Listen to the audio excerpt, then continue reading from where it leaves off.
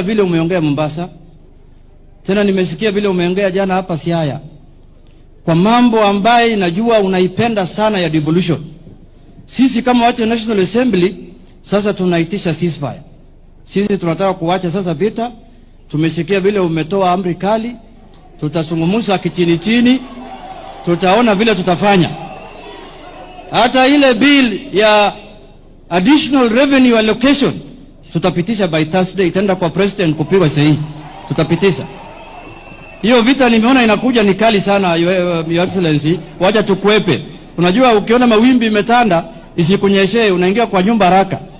Baba anasema sisi ndio tunaangamiza devolution kama watu wa National Assembly. Ati watu wa National Assembly hawataki mambo ya devolution. Nitaenda kuhubiri hiyo injili vizuri sana kuanzia Tuesday. Utaona Jonathan anaongea vingine, amebadilisha mdomo yake. Jambo la pili, Your Excellency, ni ya kwamba chama chetu cha ODM tarehe 7 iliyopita waliweka maktaba na chama ya UDA kuhusu mambo 10 ambayo inafaa ifanywe. Na hiyo mambo ni mambo ya kusaidia Kenya. Mambo ya inclusivity, constitutionalism, mambo ya kupeleka maendeleo kila tabaka ya Kenya. Your Excellency, that is the way we want our country to go. People are worried about 2027, but there is life between now and 2027. There is service to the people between now and 2027. Na kuna watu ambao wanapinga hiyo maneno. Na mimi jambo ya maana sana najivunia katika bunge kama minority leader, one of my biggest achievement was to impeach your deputy.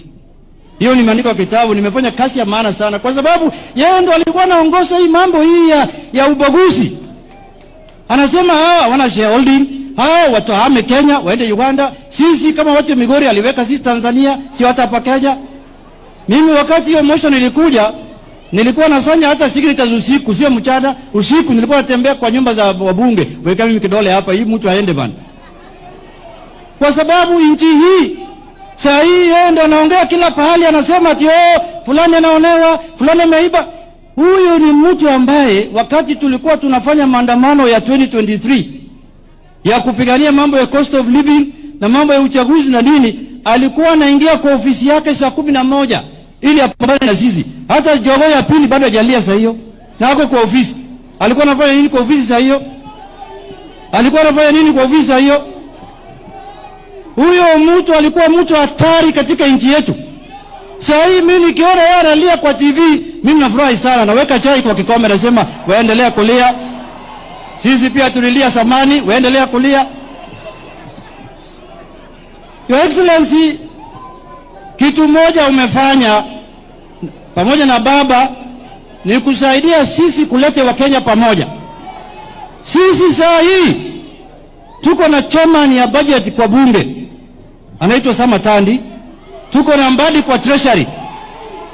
Saa hii mimi ndio kama leader ya bunge, ndio naangalia hawa vile wanafanya kazi, vile wamegawa mali na rasilimali ya Kenya. Zamani ilikuwa naona tu kwa view, sasa saa hii chairman ya health committee ana report kwangu, Dr. Nyikal, na ulisha panga weka hospitali huko namna hii namna hii. Hiyo ndio ile Kenya tunataka, sio Kenya ya kubagua wengine na wengine wanakula. Kwa kumalizia, Your Excellency, mimi nataka, juzi niliangalia budget. Juzi mimi mwenyewe niliangalia. Miaka 2 iliyopita, 2021 na 2022, kuna barabara 1400 kilometers new roads were started through the taxes of Kenyans. 970